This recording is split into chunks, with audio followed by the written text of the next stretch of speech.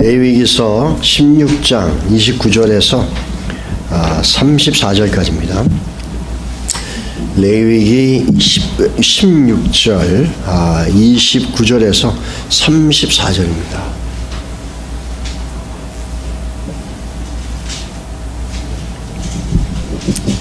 16장 29절로 34절 제가 먼저 읽고 여러분 그 다음 읽어주시기 바랍니다. 29절 먼저 읽겠습니다. 너희는 영원히 이 규례를 지킬지니라. 일곱째 달 곧 그 달 10일에 너희는 스스로 괴롭게 하고 아무 일도 하지 말되 본토인이든지 너희 중에 거류하는 거류민이든지 그리하라.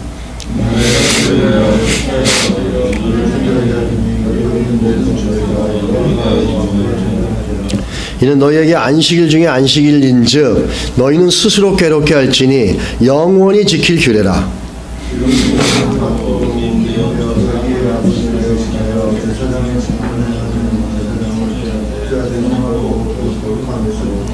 지성소를 속죄하며 회막과 제단을 속죄하고 또 제사장들과 백성의 회중을 위하여 속죄할지니 이는 너희가 영원히 지킬 규례라. 이스라엘 자손의 모든 죄를 위하여 1년에 한 번 속죄할 것이니라. 아론이 여호와께서 모세에게 명령하신 대로 행하니라. 아멘. 오늘 그 말씀은 이 레위기의 핵심입니다. 그리고 복음의 핵심이고 예수 그리스도 십자가의 그 사건의 핵심입니다. 세상 사람들은 죄를 지적할 때 정죄하기 위해서 지적합니다. 근데 성경은 죄를 지적할 때 씻어내기 위해서 지적합니다. 그래서 그 성경에서 죄를 지적할 때는 우리를 정죄하려고 하시는 게 아니라 우리의 죄를 씻어내려고 지적하는 겁니다. 우리의 성경을 통해서 들어가는 하나님의 말씀은 죄를 지적하지만 그 죄를 통해서 우리를 정죄하고 심판하려고 하시는 게 아니라 그 죄가 우리를 가만 붙잡아 놓으면 우리 인생이 썩어지기 때문에 그 해결책을 보여주시고 해결해 주시려고 죄를 지적하시는 겁니다. 그건 아주 다르죠. 우리가 오늘 말씀을 좀 생각하면서 나누기 전에 좀 기도하겠습니다. 오늘 말씀을 보면서 우리가 한번 정말 중요한 것은 하나님은 말씀으로 우리 인생을 다루어 가십니다. 말씀 앞에 반응하고 정말 예수 그리스도 십자가 사건의 핵심인 또 레위기서의 가장 핵심인 이 속죄일을 다루는 이 속죄에 관한 내용입니다. 하나님 오늘도 우리가 예수 그리스도 안에서 우리의 심령이 정말 보혈로 정결하게 되어지는 그 삶을 거룩한 삶인데 회개하는 삶인데 우리가 얼마만큼 하고 있는지 모르겠습니다만 우리가 그런 겸허함으로 하나님 앞에 늘 씻겨나가고 우리를 돌아보는 삶이 좀 될 수 있게 해주십시오. 우리 좀 삶을 좀 돌아보면서 같이 한번 기도하겠습니다. 기도하시겠습니다. 하나님 오늘 말씀을 나누기 할렐루야. 오늘 그 본문의 말씀은 어떻게 보면 저희가 신앙생활 하면서 반드시 정말 반드시 기억해야 될 너무나 중요한 겁니다. 어떻게 보면 레위기서를 여러분과 제가 같이 공부해 나가는 가장 핵심적인 이유 중에 하나가 이 레위기 16장에 있습니다.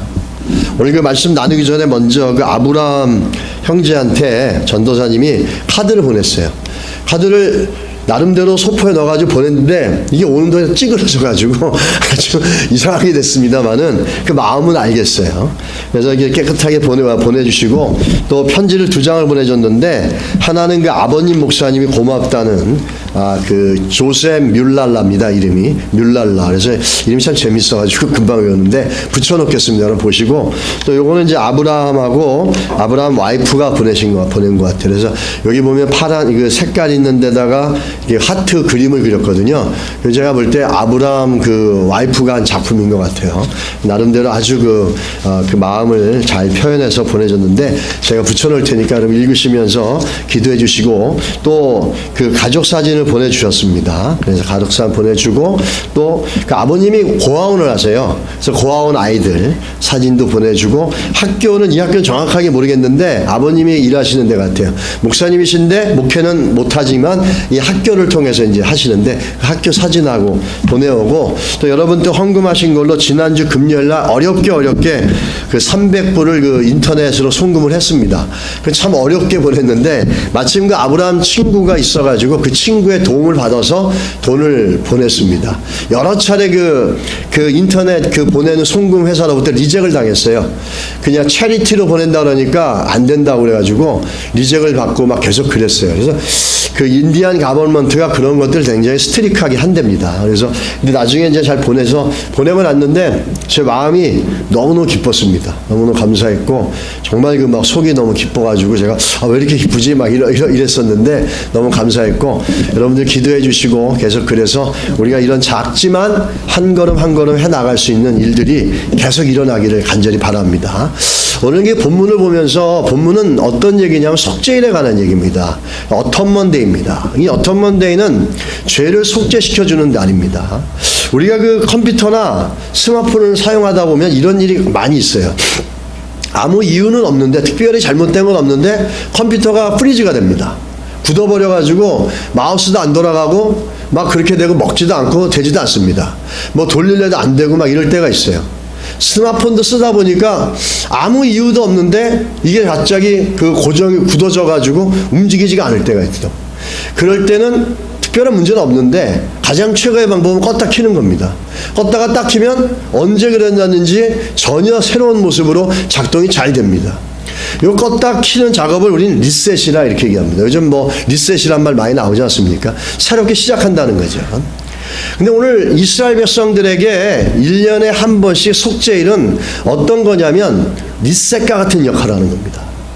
그들의 1년 동안 살아오면서 그 모든 것들을 자기들이 원했든 간에 그 삶 가운데 이렇게 저렇게 얽히고 섞인 것들을 새롭게 시작시켜주는 리셋과 같은 역할을 하는 게 속죄일이라는 겁니다. 이 속죄일의 가장 핵심은 예수 그리스도의 십자가를 상징하는 것이고, 예수 그리스도께서 십자가에서 그 수많은 고통을 겪으면서 피를 흘리면서 하나님의 아들이면 그 영광을 포기하고 이 땅에 내려서 죽은 사건이, 이유가 뭐냐면 속죄 때문입니다.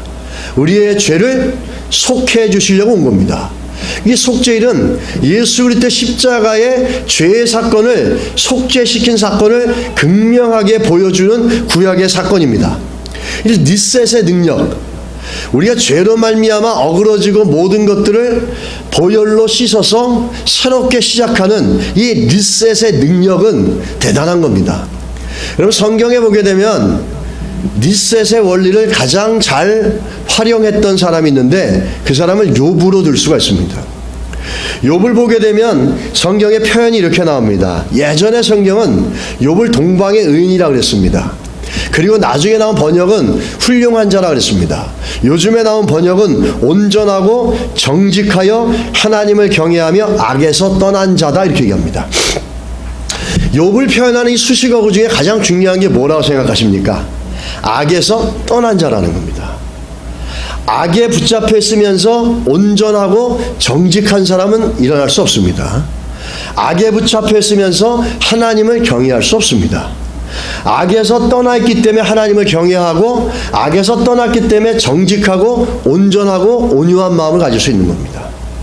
그 욥을 표현할 때 히브리 말로 가돌이라는 표현을 씁니다. 이 문구 속에. 가돌이란 말은 인격적인 부분들만 훌륭한 게 아니라 그 사람이 갖고 있는 경제적인 재력의 볼륨도 굉장히 크다는 겁니다. 그때 당시에 재산의 측정은 소하고 양하고 염소지 않습니까? 소와 염소와 양과 같은 가축이 그게 엄청나게 많다는 겁니다. 그 외형적인 볼륨을 합쳐서 가돌이라는 단어를 씁니다. 표현을 씁니다. 이 욥이라는 사람의 그 인생의 가장 핵심적인 건 뭐냐면, 그 인생과 가정을 이끌어가는 가장 핵심적인 논리는 뭐냐면 악에서 떠나는 겁니다. 다시 말하면 리셋의 원리를 알고 있는 사람이에요. 그 욥기서 1장 5절에 가서 보면 자녀들을 기를 때도 자녀들이 공부를 많이 하고 자녀들이 뭐 유명한 대학 가고 자녀들이 기술이 많고 달란트가 많고 이게 아니라 욥의 관심은 어디에 있었는지가 보여줍니다. 자녀들에게 가지고 있는 관심이 끝내는 그 사람이 갖고 있는 관심입니다. 엄마 아빠가 서울대 가고 또 아이비 가는 거에 관심이 많으면 아이들의 모든 삶을 아이비와 좋은 대학에 가는데 포커스를 맞춰 갑니다. 엄마 아빠가 그 음악에 관심이 많으면 아이들을 음악적으로 관심을 갖게끔 만듭니다. 또 아이들이 엄마 아빠가 또 운동에 관심이 많으면 아이들이 운동에 관심이 있는지를 보게 됩니다. 근데 욥은 1장 5절에 보면 그들이 차례대로 잔치를 끝내면 욥이 그들을 불러다가 성결하게 하되 아침에 일어나서 그들의 명수대로 번제를 드렸으니 이는 욥이 말하기를 혹시 내 아들들이 죄를 범하여 마음으로 하나님을 욕되게 하였을까 함이라. 욥의 행위가 항상 이러하였더라 이럽니다. 욥의 행위가 항상 이러하였더라. 이 듀얼리즘이라고 해서 신앙과 삶이 나눠지는 게 아니라 컨시스턴시합니다. 모든 부분에 다 이렇게 일관성 있게 욥의 관심은 그 죄의 문제를 봤다는 겁니다. 자기 삶과 자기 삶에도 악에서 멀어지는 삶을 살았고 자녀들의 삶 가운데도 혹시라도 무의식 중에 알게 지우고 모르고 지우게 그 마음속에 하나님을 경외하는 마음이 사라지고 하나님께서 기뻐하지 않는 마음을 혹시라도 가졌을까 봐 그게 우려가 돼서 그들을 불러서 성결하게 하고 그들의 숫자대로 번제물을 드리고 속죄물을 드립니다. 이게 욥의 삶의 가장 핵심의 원리였다라는 거예요. 이 죄의 문제에서 멀어지려면 멀어질 수 있으면 멀어질 수 있는 최선의 방법을 써서 최고의 방법으로 그는 멀어졌습니다. 그런데 욥의 삶 가운데 죄를 갖다가 우리는 피상적으로 생각하는데 죄는 파괴력 있고 죄는 영향력 있고 죄는 사실적이고 실제적입니다. 믿으십니까? 죄의 파괴력은 우리의 인생을 무너뜨릴 수도 있지만 죄와 멀어지면 멀어질수록 우리 인생은 더 복되어질 수 있습니다. 욥은 죄와 멀어지려고 최선을 다했던 사람입니다. 그러다 보니까 경제적으로도 부유하게 만들고 경제적인 볼륨도 엄청나게 컸다라는 겁니다. 오늘 그 욥의 삶을 통해서 초장에 얘기하는 건 뭐냐면 욥이 죄에서 떠나려고 그러고 죄와 멀어지려고 그러고 자녀들을 죄성에서 벗어나게 하려고 하는 욥의 그 삶, 리셋, 죄에서 멀어져서 죄로 물든 게 있다면 새로 시작하려고 하는 그 속죄하면으로 새로 시작하려는 욥의 삶의 모습이 욥에게 뭘 줬냐면 죄로 멀어지려는 그 삶이 욥의 삶을 가정을 풍성하게 만들고 부유하게 만드는 것까지 되어졌다라는 게 욥기서 1장 속에서 말하는데 우리는 그냥 피상적으로 얘기합니다. 죄 그냥 종교적인 어떤 의식 그렇지 않습니다. 죄가 들어오면 우리의 경제적인 문제, 가정의 문제, 사업의 문제까지 영향을 주고 죄가 해결되어지면 가정의 문제, 사업적인 문제, 경제적인 문제까지 새로운 생명력을 준다는 사실입니다. 여러분 믿으십니까? 죄는 현실적이고 사실적이지 이걸 피상적으로 생각하고 교회에서나 얘기하는 church answers, one of church answers 얘기하면 안 되는 겁니다. 피상적으로 예수 믿는 사람들이 하는 게 아니라는 겁니다. 죄는 우리 인생에 악영향을 주고 죄와 해결되고 죄가 해결되고 죄와 멀어지면 우리 인생에 더 큰 생명력을 주게 되는 게 이 죄가 가지고 있는 능력입니다. 늘 죄에 붙잡혀 살던 사람은 죄를 해결하는 방법을 모릅니다. 그러다 보니까 그 죄악의 영향 가운데 있는 자들이 그 황폐하고 폐허가 되어지는 삶을 사는데 욥은 그 원리를 알았어요. 리셋의 원리를 알았어요. 죄를 지었을 때 리셋을 눌러서 다시 시작하는데 그게 뭐냐면 피해 속죄함이었다라는 거죠. 그래서 죄에서 멀어지려면 멀어질수록 최선을 다해서 그는 멀어져 감으로 인해서 그 결과로 나온 게 뭐냐면 가정과 그의 삶 가운데 하나님께서 외형적으로도 경제적으로도 풍요로움과 부유함을 주셨다는 사실입니다. 여러분 경제적 능력을 회복하는 것보다 예수 그리스도 안에서 우리 안에 있는 죄성들과 무감각해 있는 죄를 날마다 새롭게 하는 것이 더 중요하다는 사실입니다. 여러분 믿으십니까? 그게 더 중요하다라는 거예요. 내가 뭘 할 수 있느냐? 내가 뭘 못하느냐? 내 미래가 불투명하냐? 밝느냐? 이게 중요한 게 아니라 내가 예수 그리스도 안에서 내 안에 있는 불투명해진 죄성에 대한 무감각해진 것들을 새롭게 변화시켜 갈 때 인생이 리셋되어지는 겁니다. 왜 리셋이란 단어를 쓰느냐? 왜 새롭게 시작할 수 있다라고 얘기하느냐? 먼저 한번 보시면 31절에 보면 속죄일은 안식일 중에 안식일입니다. 31절에 뭐라고 얘기했습니까? 안식일 중에 안식이라고 합니다. 속죄일은 아주 중요한 날이라는 의미인데 그 의미를 안식일 중에 안식이라고 합니다. 우리 십계명에 보면은 우리가 레위기서의 초반에 말씀드렸는데 절대적인 죄가 있고 상대적인 죄가 있다고 그랬습니다. 절대적인 죄는 정말 하나님께서 심판하려고 하는 죄들입니다. 그 중에 하나가 대표적인 우상을 섬기는 거고, 두 번째 안식일을 안 지키는 겁니다. 그리고 또 한 가지는 요즘 많은 얘기가 나오지만 동성애 문제입니다. 이건 절대적인 죄입니다. 용서해야 되는 사항이 아닙니다. 사실은 그렇게 강조했던 안식일에 그 중요한 것들이 있는데 그 안식일도 매주 지키는 안식일도 너무너무 중요한 거예요. 여러분, 안식의 결과는 뭔지 아십니까? 안식일을 주신 이유는 뭐냐면 안식일의 목적은 자유함입니다. 자유함이 안식일의 목적이에요. 주일날 여러분 오셔서 일주일 동안 열심히 사시다 보면은 알게 모르게 우리 안에 묻혀진 것들이 참 많고 마음의 근심과 염려되는 것도 많습니다. 근데 오늘 예배를 통해서, 말씀을 통해서 어린 양의 보혈로 말미암아 우리가 그 모든 것로부터 자유해지며 마음의 기쁨과 그 자유함을 누리면서 회복되어져 가는 게 안식의 복입니다. 그래서 안식을, 주일을 지키고 안식일을 지키는 자들에게는 이런 영육간의 복이 있고 은혜가 있습니다. 믿으시길 축복합니다. 우리 하나님의 은혜를 얻기 위해서는 이 안식은, 주일은 절대적으로 지켜야 되는 거예요. 절대적으로 지켜야 되는 겁니다. 예전에 어느 목사님이 수원에서 개척을 하는데 저도 들은 얘기입니다. 그 교회가 지금 굉장히 큰 교회가 됐어요. 근데 목사님이 개척을 하는데 갔더니 가판대 이렇게 앉혀놓고서 장사하시는 분들이 있대요. 그분들한테 그랬대요. 내가 당신들 부자 만들어 줄 테니까 교회 나오셔 그랬대요. 그랬더니 이게 뭔 소린가 그러더래요. 교회 나오는데 주일 지키고 11조만 하십시오. 그래가지고 그 사람들 이 전도인지 꼬신 건지 모르겠는데 그분들이 교회를 나오게 되고 정말로 하나님 은혜를 주셨다는 겁니다. 물론 이걸 단편적으로 얘기하면 문제가 되겠지만 그 안에 복합적인 얘기가 많이 있겠죠. 중요한 포인트는 안식일을 지키는 너무나 중요하다는 거예요. 주일을 지키는 거는. 그 중요한 안식일인데도 불구하고 그 중에서도 이 안식일은 더 중요하다는 겁니다. 안식일 중에서도 베스트라는 겁니다. 안식일 중에서도 왕이라는 겁니다. 최고로 중요하다는 거예요. 근데 그게 왜 그렇게 얘기하는지 시기와 맞물려 있습니다. 오늘 그 본문에 보면은 이 안식일에 대한 날짜가 나오는데요. 여러분 12월 31일이 뭐죠? 한 해의 말을, 끝을 얘기하는 연말입니다.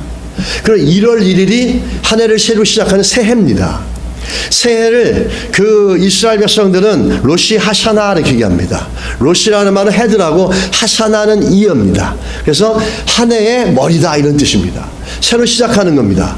그런데 우리처럼 1월 1일을 그 사람들은 새해로 쓰지 않습니다.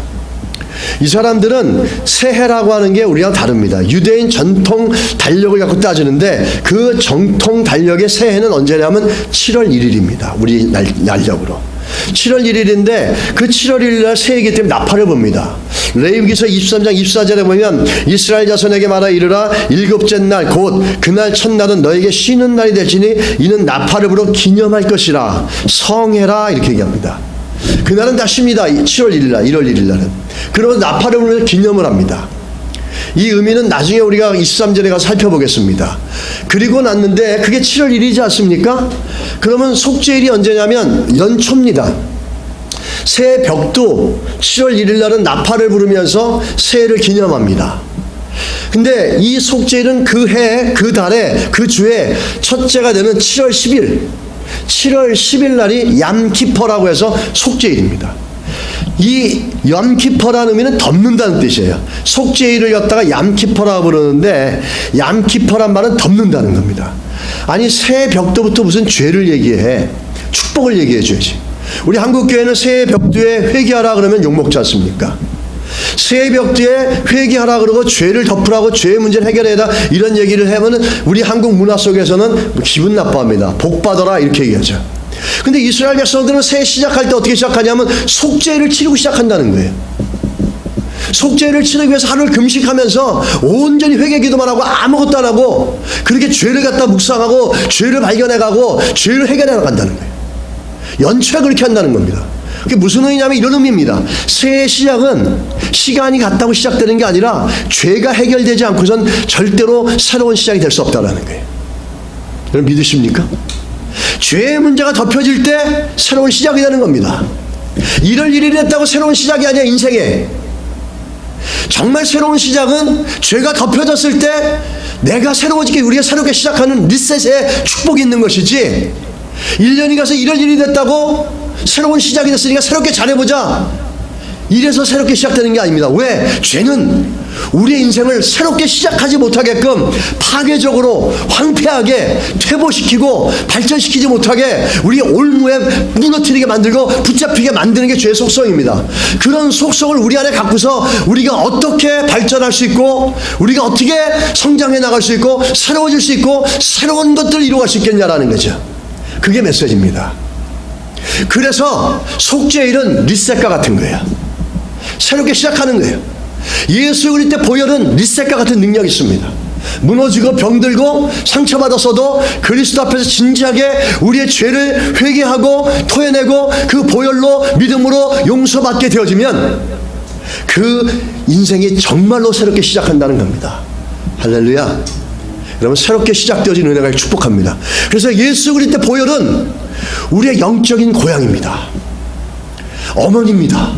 우리가 힘들고 지칠 때 고향을 생각하고 부모님을 생각하고 어머니를 생각해 나가는 것처럼 거기에는 쉼이 있고 거기에는 안식이 있고 거기에는 새롭게 시작할 수 있는 능력이 있습니다.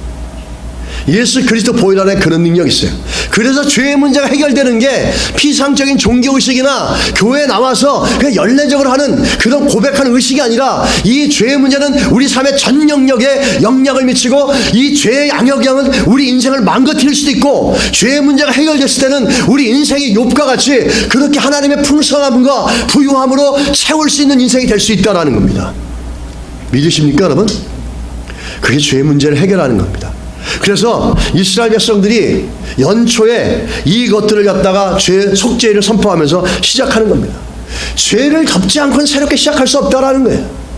지난날에 알고 지은데 모르고 이제 묵은 죄들을 해결하고 씻고 나가야지 새해가 되지 날짜만 바뀌었다고 시간만 흘렸다고 새해가 아니라는 겁니다. 네 안에 있는 묵은 죄, 네 안에 있는 숨겨진 죄, 네가 알고 지은 죄 모르고 지은 죄 그 죄가 해결돼야지 정말 리셋 새롭게 시작할 수 있다는 거예요. 우리 또 한 가지 왜 또 안식일 중에 안식이라 했냐면 속죄일이 7월 10일이라고 하지 않았습니까?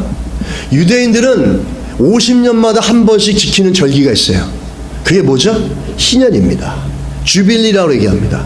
희년이 되면은 남의 집에 노예로 갔던 사람도 풀려납니다. 자유함이 됩니다. 남의 사람에게 돈을 빌려가지고 빚을 갚는 그 채무자도 50년이 되면 그 빚을 탕감해주고 더 이상 빚을 갚지 않아도 된다고 자유의 몸이 되어집니다. 열심히 경작했던 땅도 쉬게 만들어줍니다. 이게 희년입니다. 근데 이 희년이 50년간의 모든 그 올무와 굴레를 다 탕감해주고 자유하게 해주는 희년이 언제 선포되냐면 속죄일인 7월 10일 날 함께 선포된다는 겁니다. 무슨 의미겠습니까? 죄의 속죄함이 없이는 자유함이 없다는 겁니다. 그래서 안식일의 축복은 자유함에 있다는 겁니다. 하나님의 안식을 우리에게 부어주신 것은 그 안식을 통해서 우리 인생을 자유하게 만드시는 겁니다. 병들고 상처받았고 우리 심령과 우리 인생을 붙잡고 있는 문제와 이 모든 것들을 죄의 속죄함을 통해서 희년, 자유함을 주시고 구원의 기쁨을 주시고 새로운 출발할 수 있도록 하나님께서 복을 내려주시는 리셋의 복을 주신다는 겁니다. 여러분 믿으십니까? 죄의 문제가 해결되어지지 않고서는 자유함이 없습니다. 죄의 문제가 해결되지 않고는 화평이 없습니다. 죄의 문제가 해결되지 않고서 평안이 없습니다. 더 나아가서 죄의 문제가 해결되지 않고선 우리 인생의 경제적인 가정의 안정의 풍요로움도 없습니다. 죄의 문제가 해결되지 않은 경제적인 축복은 저주로 가는 길입니다.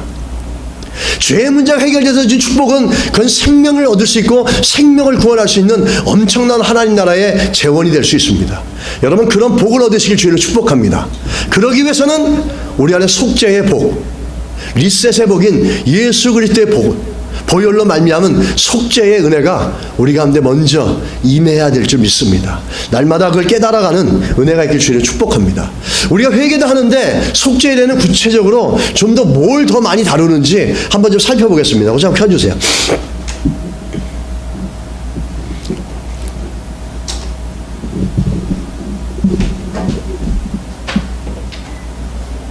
보면은 일반적으로 비슷합니다. 그 특징은 몇 가지가 있는데, 죄를 씻어내는 기구들, 성막에 있는 성물들, 이것들도 같이 씻어냅니다. 성소도 깨끗하게 하는 겁니다. 그리고 좀 더 그 죄를 다루는데 구체적으로 얘기합니다. 눈에 보이는 가시적인 것뿐만 아니라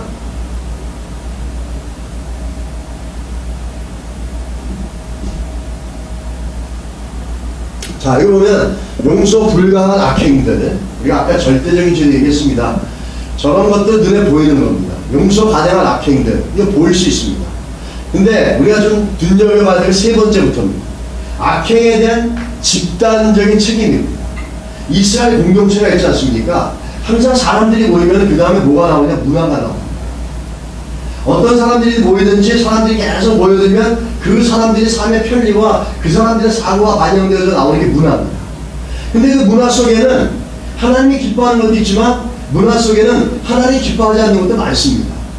편리를 따라 쫓아가기 때문에 만들어놨기 때문입니다. 특히 불교 문화권에 가면은 정말 문화 속에 많은 부분이 우상과 연결됐습니다. 여러분, 일본이나 뭐 동남아도 가면 알겠지만 무슬림도 마찬가지지만 특별히 이 불교 문화권에 가면 특히 그 불교 문화권 속에 보면은 아주 뭐 엄청나고 특히 중국이나 일본은 샤머니즘 문화가 굉장히 세기 때문에 가게 되면 그 우상단들이 너무너무 많습니다. 그리고 문화 속에도 중국 사람들은 이런 문화가 있어요. T자 정선을 되는 집이 이렇게 들어가다 T자로 막힌 데 있지 않습니까? 여기는 안 사요. 왜? 귀신이 들어오다가 나가지 못한다는. 그런데 못 사요. 그리고 제가 싱가포르에 있을 때 보면은 1년에 한 번씩 날을 정해놓고 종이를 태웁니다. 이게 뭐하냐? 이게 삐리 헝그리 고스트랍니다. 부천을 떠돌고 정처 없이 떠도는 귀신들이 배가 고파서 우리 집에 못 들어오게 하려고 이거를 튀어서 배를 먹인다는 거. 그러면 안 들어온다는 거. 이 문화들이 굉장히 있고 그 문화들을 지키기 위해서 그걸로 밥벌이하는 사람들도 너무 많은 거예요. 이게 악행에 대한 집단적인 책임들. 1년에 한 번씩 문화 속에서 편리를 따라가지고 저질러서 알게 모르게 우리의 편리에 따라서 저런 사람들 통해서 만들어진 그런 문화적인 하나님을 기쁘게 하지 못하는 그 문화적인 것들을 그날은 건들고 회개한다. 그래서 우리 교회가 있을 때 어떤 문화 속에 우리가 있느냐가 너무너무 중요하죠. 우리가 문화 속의 진리 가운데서 그 그리스도의 복음 안에서 진리를 나누고 진리 가운데 서로 섬겨가는 그런 문화는 기쁨의 문화고 하나님을 영화롭게 하는 문화입니다. 근데 사람들이 모여서 인간의 생각이 나와서 세상적인 것들이 들어와서 나온 다음에 그거는 분명히 속죄의 대상이 됩니다. 우리 또 세 번째 보면 망각의 죄들입니다. 잊어버리는 겁니다. 하나님 죄를 졌고 잊어버리는 거예요. 그리고 잊어버려가지고 죄에 대한 무감각함과 둔감함 때문에 저질러 놓고도 잊어버리는 거예요. 그것들 그렇게 거예요. 대표적으로 우리가 지난주에 봤던 다윗입니다. 살인까지 저지른 큰일을 저질러도 잊어버려요. 그게 죄성 중에 하나입니다. 죄성을 덮어버리는 거기 때문에 내가 죄를 졌고도 잊어버리게 만듭니다. 마지막에 보면 부정결의 망각입니다. 거룩해지려고 하는 욕구가 없어지는 거예요. 하나님을 기쁘게 하고 하나님의 뜻 가운데 살겠다고 하는 그 마음이 없는 거예요. 그런 의욕이 없는 거예요. 그게 여러분 그거는 뭐 내가 죄진 거 아닌데 뭐 그런 마음이 없는 거 당연하지. 그렇지 않지. 그런 마음 없는 것조차도 그 속죄는 죄로 정하고 그것을 갖다가 속죄시키고 정결하게 한다.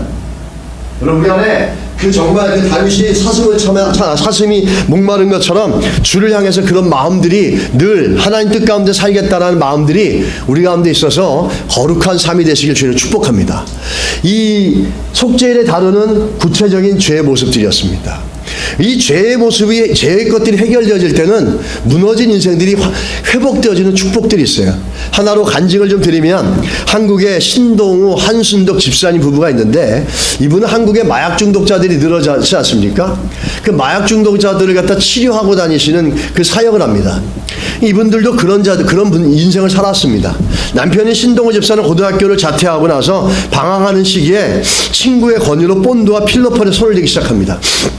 그러면서 빠져나올 수 없는 마약 중독의 상태에 들어가게 됐습니다. 아내인 한 집사는 그 우울증으로 자녀들은 특장애와 자폐증으로 가정을 완전히 무너졌습니다. 그 절망 끝에서 마약 중독을 끝내고 마약에서 빠진 이들을 재활을 돕는 신용원 목사님을 이 신집사 부부가 만납니다. 그 만나면서 그분을 통해서 예수님을 영접하고, 그분을 통해서 예수님을 영접하면서 회개라는 걸 배웁니다. 그래서 3일 동안 금식하러 기도원에 올라갑니다. 3일 동안 금식을 하면서 통성 기도하는데 갑자기 눈물이 쏟아지면서 자기의 그런 모든 것들이, 그 죄악의 삶들이 저 터져 나오면서 회개가 터져 나왔습니다. 그때 그 사람이 어떻게 회개했는지 이렇게 얘기합니다. 하나님 죄송합니다. 진짜 잘못했습니다.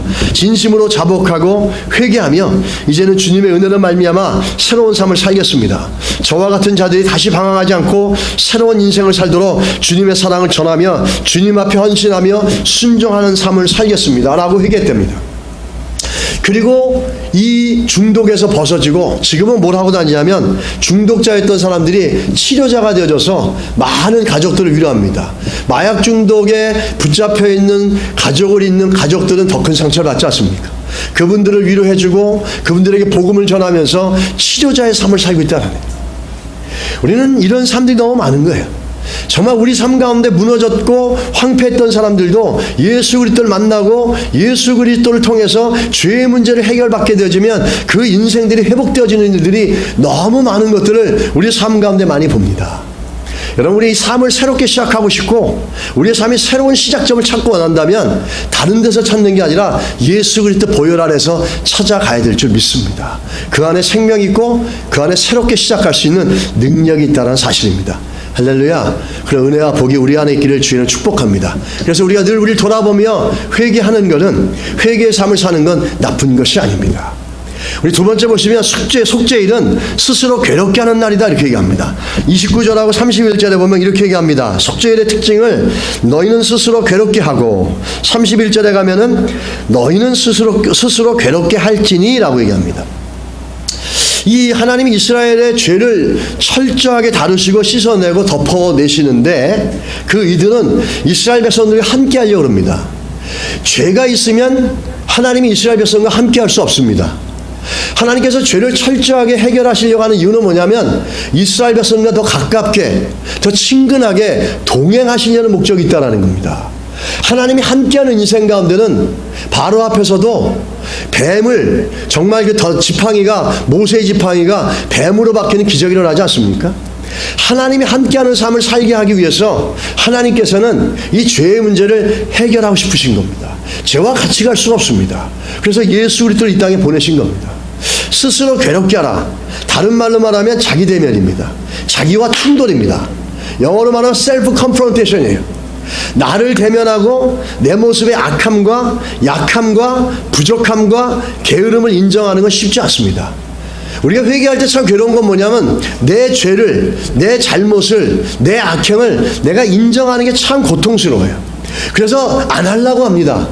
회개하라 그러면 한번 생각해 보세요. 새해 벽두에 여러분 새롭게 시작하려 하는데, 오늘 새롭게 시작하는데 회개하면 시작합시다. 회개하세요. 죄를 회개하세요. 이러면 굉장히 율법적이고 굉장히 사람을 불편하게 만드는 메시지가 되어지고, 한국교회에서나 많은 성도들이 듣고 싶어 하지 않습니다. 원하지 않습니다. 그런 메시지 원하지 않습니다. 오늘 새해에 하나님이 어떤 축복을 주실까? 어떻게 문을 열어주실까? 어떻게 길을 열어주실까? 목사님의 설교와 말씀을 통해서 그런 메시지를 받겠다. 마치 그 토종비결 보러 가는 것처럼, 점쟁이들한테 찾아가는 것처럼 자기 미래 인생에 뭔가를 갖다가 하나님 어떻게 하실지를 보는 거. 형태만 다르지 목적은 비슷합니다. 우린 그렇게 따라갈 때 참 많아요. 근데 성경은 죄의 문제를 먼저 해결하라는 거예요. 그게 새로운 시작이 있다라는 겁니다. 이 죄가 우리 가운데 있으면 새로운 시작이 없습니다. 잠언서 28장 18절에 13절에 보면 자기 죄를 숨기는 자는 형통하지 못하나 죄를 자복하고 버리는 자는 불쌍히 여김을 받으리라 이렇게 얘기합니다. 아주 중요한 것을 제도적으로 만드는 이유는 그것이 갖고 있는 본질적인 목적을 상기시키기 위해서입니다. 속죄일을 제도로 만들어서 매년 정기적으로 지키게 하는 것은 뭐냐면 그 속죄일이 가지고 있는 성격과 성질과 본질적인 성향을 우리가 날마다 기억하고 그 교훈을 우리 삶 가운데 적용하라는 겁니다. 그래서 스스로 괴롭게 하라는 얘기는 형식적으로 하지 말라는 겁니다. 형식적으로 듣고 형식적으로 회개하지 말라는 얘기입니다. 회개할 때 죄의 문제를 건들고 죄의 문제를 해결할 때 죄의 문제를 지적할 때 보고 싶지 않고 기분 나빠하는 게 뭔지 아십니까? 내 죄를 지적받고 내 죄를 누가 알거나 내 죄를 내가 인정하면 너무 괴롭고 짜증나는 거예요. 힘듭니다. 그래서 오늘 성경은 죄를 지적하고 하는 일에 너희가 최선을 다해야 되는데 형식적으로 하지 말라는 겁니다. 그 제도만 지키면 됐지. 형식적으로 하면 됐지. 가톨릭에 가서 앉았다 일어났다 하면서 한번 읽으면 됐지. 고백문 읽으면 되겠지. 회개문 읽으면 되겠지. 그게 아니라 내 마음을 쏟아서 철저하게 진지하게 정말로 형식적으로 하지 않는 그 제도만으로 끝내지 않는 의식적인 절차가 아니라 우리의 마음이 쏟아지는 그런 회개를 갖다가 하나님 원하시라는 거예요. 그래서 금식일을 하는 날은 이날은 속죄일은요 하루는 금식을 합니다. 아무것도 하지 않고 금식하고 오늘 성경에 보면 나오지 아무것도 하지 않습니다. 오직 금식만 합니다. 하루 금식하고 모든 우리를 즐겁게 하는 일, 나를 즐겁게 하는 모든 엔터테이닝 하는 건 안 합니다. 그러고 한 가지 또 마지막에 하는 건 내 죄만을 찾아냅니다. 금식하면서 하루 종일 기도하는데 그 기도가 뭐냐면 회개입니다. 내 안에 있는 성령께서 조명해 주셔서 깨닫게 해주시고 잊어버렸던 죄, 그 무감각했던 죄, 하나님 앞에 거룩하게 살려가는 열병이었고 하나님 앞에 순종해 살려가는 그 마음이 없었던 것들, 이것들을 다 끄집어내서 하루 종일 금식하면서 회개하는 겁니다. 여기에는 나가서 놀고 사람마다 떠들고 즐겁게 하고 놀아서 뭐 금식을 하면서 또 나가서도 놀고 이렇게 하는 게 아닙니다. 오저히 나를 괴롭게 하고 철저하게 마음을 들여서 하나님 앞에 회개하라는 겁니다. 이것을 통해서 죄를 발견하기 쉽지 않죠. 형식적으로 하지 않는 이 죄를 통해서 인생을 다시 리셋할 수가 있습니다. 우리 성경 공부를 하는 교재 중에 프리세트라고 하는 유명한 교재가 있습니다. 미국에서 시작됐는데 전 세계적으로 퍼지고 한국에서도 굉장히 유명한 교재인데 이걸 창설하신 분이 케이 아더라는 여자 목사님이십니다. 이분은 결혼에 아픈 상처가 있었습니다. 남편이 그 폭력을 휘두르는 남편이었는데 견디다가 못해서 마침내 별거 생활을 합니다. 시간이 흘러 남편이 다시 합치기를 호소합니다. 간절히 요청을 합니다. 근데 이 와이프가 케이 아더라는 목사님이 받아들이지 않습니다. 그러자 남편이 이렇게 얘기합니다.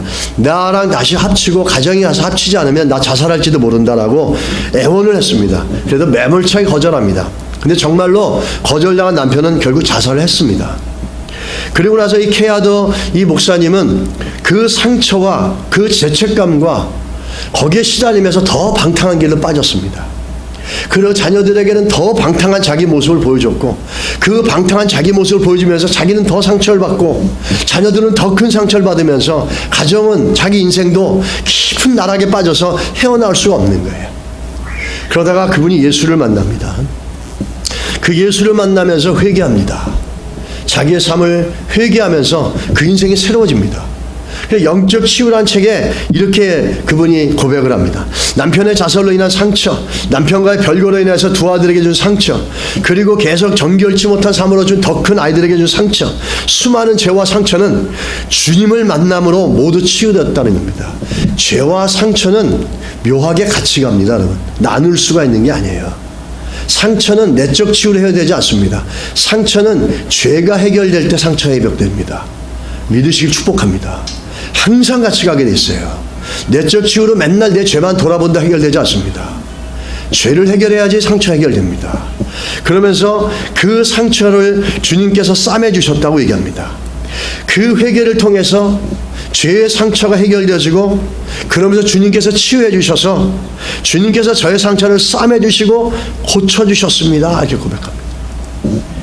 회개가 주는 새로운 능력이 여기에 있다는 겁니다. 나는 상처가 많아서 부모님 핑계대고 누구 핑계대고 누구 때문에 환경 핑계, 이건 절대 복음적이지 않습니다.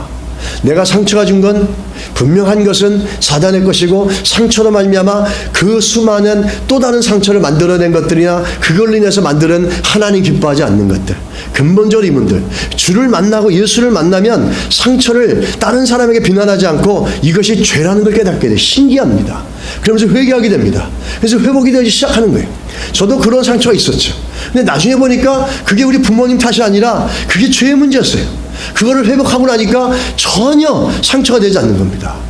그랬던 어린 시절, 그랬던 부모님들이 분노와 믿음의 대상이 되지 않습니다. 이해의 대상이 되고 사랑이 되고 용서가 되고 감사의 대상을 바뀌어가는 겁니다. 이건 제가 한 게 아니에요. 제 능력으로 만들어낸 게 아니라 예수 그리스도의 복음의 능력이 했던 겁니다. 저는 그러면서 죄와 상처가 이렇게 같은 동전과 같이 간다는 거예요. 상처 타령하는 게 아니라 우리 안에는 죄가 해결되어지면 상처는 반드시 해결될 수 있습니다. 케이아더가 그걸 보여주고 있습니다. 그래서 그 감동 때문에 그런 영적 치유라는 책을 써냈습니다. 그런 것처럼 죄는, 이 회개는 우리 가운데 이렇게 새롭게 시작할 수 있는 회복과 치유의 능력이 있다라는 것을 여러분 기억하시기를 주의로 축복합니다. 마지막으로 이 속죄일에는 아무 일도 하지 않습니다. 아무 일도 하지 않는데 한 가지 하는 게 있어요. 뭐냐면은 아까 말씀드린 것처럼 2마리의 염소가 있고 1마리의 소를 갖고 옵니다. 근데 제비를 뽑아가지고 염소 중에 한 마리를 갖다 아사엘이라고 그럽니다. 아사엘은 2가지 단어가 합쳐진 건데 뭐냐면 덮다, 사라지다, 이 2 단어를 합쳐놓습니다. 덮어서 사라지다는 겁니다. 2마리 염소 중에 제비를 뽑아서 하나는 아사엘로 만들어 놓고 하나는 잡아서 죽여서 피를 뽑았고 소를 잡아서 피를 뽑아서 이거 합쳐가지고 제단에 뿌립니다. 그리고 아사엘이라고 선택된 그 염소는 진영 밖으로 보내버립니다. 그러면서 금식하면서 회개하면서 뭘 하냐면 모든 초점을 아사엘 염소에 둡니다. 아사엘 염소가 진영을 뛰어나가서 저 사막의 저 끝으로 들어가서 광야 끝으로 들어가서 보이지 않게 사라질 때까지 보는 겁니다. 무슨 얘기죠? 내 죄를 거기다 다 덮어버렸다는 겁니다. 그리고 그 죄가 저 끝에까지 사라져버렸다는 겁니다. 우리의 죄를 다 덮어쓰고 우리의 죄를 사라지게 하신 분이 누구냐면 바로 예수 그리스도의 속죄의 사건입니다. 십자가의 사건이라는 거예요. 그래서 이 사람들이 금식하면 아무것도 안 하지만 회개하면서 한 가지 하는 게 있는데 그 아살이란 염소를 갖다가 자기의 모든 그 이스라엘 민족의 모든 죄를 다 덮어 씌우고 그러고 나서 그를 갖다 진영 밖으로 쫓아내버립니다. 그러면서 계속 지켜봅니다. 진영을 떠나갑니다. 던져 몰아갑니다. 광야 속으로 들어갑니다. 점점 들어갑니다. 안 보입니다. 완전히 사라져서 안 보일 때가 지켜본다는 거예요. 마치 예수 그리스도를 통해서 십자가의 피 흘리심을 통해서 내 죄를 씻어준 사건과 똑같은 그 상징적인 의미로 아사엘을 쓴다는 겁니다. 여러분, 세상 사람들은 죄의 속죄, 죄에 대해서 얘기하면 굉장히 불편해합니다. 아까도 얘기했지만 만약에 신년 벽두에 제가 여러분에게 회개하라고 얘기하면 되게 싫어할 겁니다. 신년부터 무슨 죄를 얘기하냐고 불편하게. 근데 여러분, 신년부터 죄를 얘기하는 게 성경이었어요. 새로운 시작은 죄의 해결로부터 오는 거지 죄를 붙잡고 시간이 간다 해결되는 게 아닙니다. 근데 참 무서운 건 뭐냐면 아무 일도 하지 말라 그랬어요. 아무 일도 하지 말고 죄의 문제를 먼저 해결하라는 겁니다. 그 29절에 보면 아무 일도 하지 말라 그러지 않습니까? 속죄일에 가장 중요한 건 뭐냐면 죄의 문제를 해결하는 게 가장 급선무라는 거예요. 우리 성경에서 하나님께서 심판하고 우리들을 정죄하는 방법이 있는데 그 방법을 잘 설명해 준 게 어떤 거냐면 에스겔서 3장 26절입니다. 에스겔서 3장 26절에 이렇게 얘기합니다. 내가 내 혀를 내 입천장에 붙게 하여 내가 말 못하는 자가 되어 그들을 꾸짖는 자가 되지 못하게 하리니 그들은 패역한 족속이니라. 이게 무슨 말이냐면 하나님이 에스겔을 갖다가 벙어리로 만들어버렸어요. 벙어리로 만들어서 이스라엘 백성들에게 하나님의 말씀을 대언을 못하게 했습니다. 왜 그랬냐면 하나님의 말씀을 대언해서 저 패역한 이스라엘 백성이 한 명이라도 회개하고 들어오는 걸 하나님이 싫어한다는 겁니다. 하나님의 심판의 메시지, 회개의 메시지를 듣지 못하게 하고 하나님의 말씀을 듣지 못하게 해서 심판받게 내버려 두시겠다는 거예요. 지금 참 무서운 거는 뭐냐면 우리들의 삶을 살면서도 내 주변에 이 죄에 대한 메시지가 한 번도 들려오지 않을 때 좋은 게 아닙니다. 심각한 겁니다, 여러분. 내가 죄의 메시지가 선포돼도 나하고 아무 생각이 없고 스스로 고통케 하고 스스로 힘들게 하라 그러지 않았습니까? 그 죄의 메시지가 들어와도 나와 전혀 상관이 없으니까 내가 힘들지가 않아, 찔리지가 않아. 문제 있는 겁니다. 아무리 메시지가 들려와도 들려지지가 않아요. 나에게 해당되지가 않아. 그걸 들으면, 메시지를 들으면 내가 괴로워야 되는데, 내 죄가 지적돼 괴로워야 되는데 괴롭지가 않은 거야. 덤덤해. 아, 저 사람 일이지 뭐, 김 집사 일이지 뭐, 내 남편이지 뭐, 이렇게 돼버리면 심각한 영적인 공허함입니다. 묻어있는 거예요, 여러분. 근데 아무리 교회를 다녀도 이 속죄일의 죄의 심각함과 아세일 덮어서 없애버리는 죄의 문제를 새롭게 시작하려면 죄의 문제를 해결해야 된다라고 아무리 교회를 다녀도 듣지 않고 들을 수가 없어. 심각한 겁니다, 그거는. 그러나 우리가 발렸던 저 공동체에 심각한 죄가 있는 거예요. 죄를 지적하고 죄의 문제를 해결할 수 있는 걸 가리키지 않는 죄의 태만한 태도를 단체가 짓고 있는 거예요, 공동체가. 제일 무서운 건 뭐냐면 메시지 듣지 못하게 하는 거예요. 죄 회개에 대한 메시지를 듣지 못하게 하는 거예요. 하나님의 심판의 방법이에요. 에스겔의 입을 갖다 천장에 붙어버려가지고 벙어리가 만들어서 이스라엘 백성, 너는 내 회개의 메시지를 들을 필요가 없다. 왜? 나는 너희를 내버려둬서 죽게 만들겠다는 거예요. 심판하겠다는 거예요. 이게 구약에만 있지 않습니다. 신약에도 마찬가지입니다. 로마서 1장 24절 28절에 보면 내버려둬서 그냥 죽게 만들고 심판을 받게 만드는 내용들이 있습니다. 로마서 1장 24절에서 28절에 보면 이렇게 얘기합니다. 그러므로 하나님께서 그들을 마음의 정욕대로 더러움에 내버려 두사 그들의 몸을 서로 욕되게 하게 하셨으니 이는 그들이 하나님의 진리를 거짓 것으로 바꾸어 피조물을 조물주보다 더 경배하고 섬깁이라. 주는 곧 영원히 찬송하실 이시로다. 아멘. 이 때문에 하나님께서 그들을 부끄러운 욕심에 내버려 두셨으니 곧 그들의 여자들도 순리대로 쓸 것을 바꾸어 영리로 쓰며 그와 같이 남자들도 순리대로 여자 쓰기를 버리고 서로 향하여 음욕이 불릴 듯하며 남자가 남자와 더불어 부끄러운 일을 행하여 그들의 그릇됨에 상당한 보응을 그들 자신이 받았느니라. 또한 그들이 하나님 두기를 싫어하며 하나님께서 그들을 그 상실한 마음대로 내버려 두사. 이렇게 얘기합니다. 바울이 얘기한 겁니다. 하나님의 메시지가 들려오지 않고 회개의 메시지가 들려오지 않도록 구약에서는 에스겔의 입을 갖다가 벙어리를 만들었는데 신약에서 뭐냐면 그 벙어리를 만들어버린 이유는 뭐냐면 그냥 너희들이 하고 있는 그 죄악 가운데 내버려 두겠다는 겁니다. 교만한 가운데 그냥 내버려 두겠다는 거예요. 그냥 내버려 둬도 네가 교만하다라는 메시지, 죄의 지적의 메시지를 넌 듣지 못하게 만든다는 거예요. 들어서 거기서 나와서 변화되는 거 원하지 않는다는 거예요. 그냥 내버려 둘 테니까 너 거기서 죽으라는 겁니다. 그 더럽고 음욕과 추한 가운데 있어도 그게 죄인지 찔리지 못하고 죄라고 깨닫지 못하고 그 상태로 내버려 두겠다는 거예요. 그래서 어떻게 합니까? 그 가운데 내버려둬서 죄와 함께 멸망하게 했다는 겁니다. 이게 하나님의 심판의 방법이에요. 내 안에 죄의 메시지가 들려오지 않고 죄가 문감각해져서도 전혀 경각심이 일어나지 않을 때 우리는 이 부분에 대해서 각성해야 되고 돌아봐야 됩니다.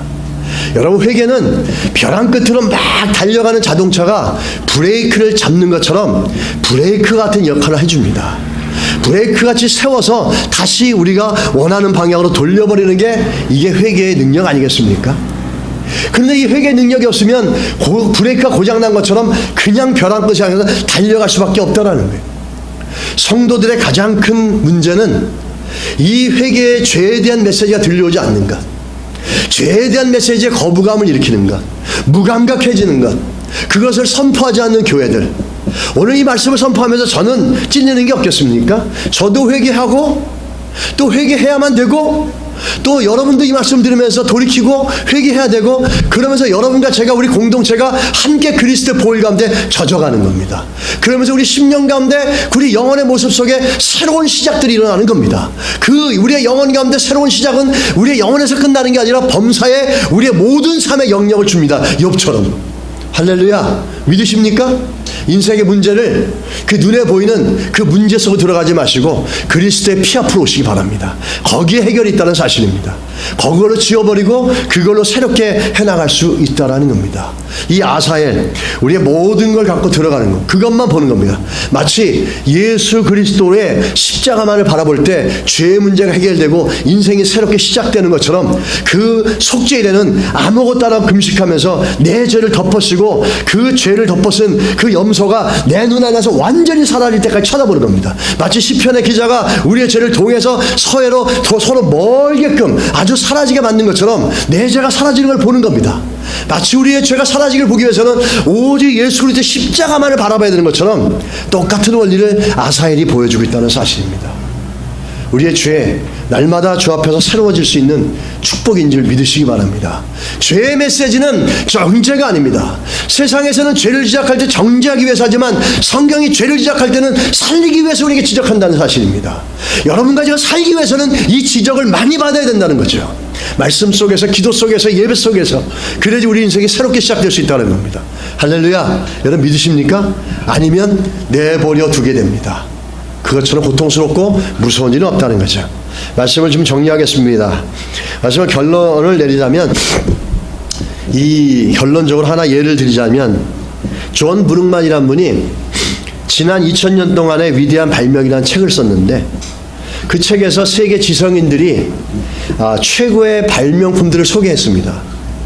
근데 그 최고의 발명품들을 지성인들이 소개했는데 그 최고의 20세기 최고의 발명품 중에 들어와 있는 발명품이 참 우리를 갖다가 놀랍게 만드는 발명품이 하나 있었어요. 2000년 동안에 최고의 발명품이라고 세계 지성인들이 추천해 준 것 중에 하나가 뭐냐면 지우개입니다. 지우개가 없었으면 문학도, 그 다음에 도덕도, 과학도 위대한 완성을 보여주지 못했을 것이다, 이렇게 얘기합니다. 예를 들어서 지우개가 없었을 때는 음악을 작곡하다 틀리면은 그 종이를 버려야 되거나 찢어야 된다는 겁니다. 또 그림을 그리다가 지우개가 없었을 때는 거기를 갖다가 그림을 그리던 걸 포기해야 되거나 찢어서 새롭게 시작해야 된다는 거예요. 근데 지우개가 생기면서 내 틀린 부분만 지우면 되는 거예요. 공책에 우리가 글씨를 쓰다가 잘못 글씨를 쓰면은, 특히 막 쓰다가 어릴 때 보면은 너무 많이 지워서 막 빵꾸가 나는 경우도 있지만, 싹 지워버린 건 상징적인 의미를 갖고 있다는 겁니다. 지워서 시간을 세이브하죠. 물질을 세이브한다는 겁니다. 그러면서 내가 하던 일을 계속 해나갈 수 있게 한다는 거예요. 그래서 이 발명품 지우개가 가지고 있는 특성과 그 의미를 보면서 20세기 발명품 중에 최고의 발명품 중에 하나다, 이렇게 얘기합니다. 저는 오늘 이 말씀과 연결시켜서 마무리하겠습니다. 예수 그리스도의 속죄의 피는 우리 영원한 우리의 잘못된 인생을 바꿔주고 지워줘서 온전하게 새롭게 시작하고 또 하나님의 그 아름다운 역사를 볼 수 있게 만드는 영적인 지우개인 줄 믿습니다. 믿으십니까? 우리의 인생이 병들고 황폐하고 쓰러지고 깨졌다 할지라도 우리는 예수 그리스도 보혈로 씻어서 다시 정결하게 해서 우리는 하나님을 향해서, 하나님 원하는 그 길을 향해서 아름답게 달려가고 좋은 열매를 맺을 수 있다는 겁니다. 그게 예수 그리스도 보혈이 갖고 있는 능력이고, 그 보혈의 능력은 단순한 입술의 고백으로 끝나는 게 아니라, 단순한 교회의 의식이 아니라 내 삶의 전 영역에 영향을 미치는 놀라운 파워가 있다는 사실입니다. 그 지우개를 잘 쓰시기 바랍니다. 그 예수 그리스도 보혈로 날마다 우리가 좀 병들었을 때 절망하지 마시고, 쓰러졌을 때 절망하지 마시고, 다시 리셋을 해서 그 리셋 버튼을 눌러서 새롭게 시작해 나가는 그 영적 지우개인 예수 그리스도 보혈이 우리 인생 가운데 늘 흘러가고 새롭게 우리를 만들어 가시는 복이 여러분들에게 임하시기를 예수 이름으로 축원합니다. 축원합니다. 축복합니다. 할렐루야. 우리 기도하겠습니다. 우리 같이 한번 말씀 생각하며 기도할 때 한번 회개했으면 좋겠습니다. 하나님, 제가 하나님 앞에서 하나님을 바라보는 마음들, 또 하나님을 향해서 살아가고자 하는 마음들이 너무 무감각해진 거 있으면 용서해 주시고, 또 하나님, 제가 하나님 말씀을 들을 때 너무 피상적으로 듣고 죄를 회개할 때 너무 피상적으로 스스로를 괴롭게 하면서 하는 게 아니라, 정말 그 죄를 회개할 때 고통스럽지만 그 철저한 회개가 아니라 늘 형식적으로 했던 것들을 회개합니다. 하나님, 그래서 내 인생에 문제가 있는데 다른 데서 찾지 않고 예수 그리스도 보혈로 말미암아 내 인생의 문제도 새롭게 리셋되게 하여 주십시오. 기도하겠습니다. 하나님, 그렇습니다. 오늘 말씀처럼 돌아봅니다.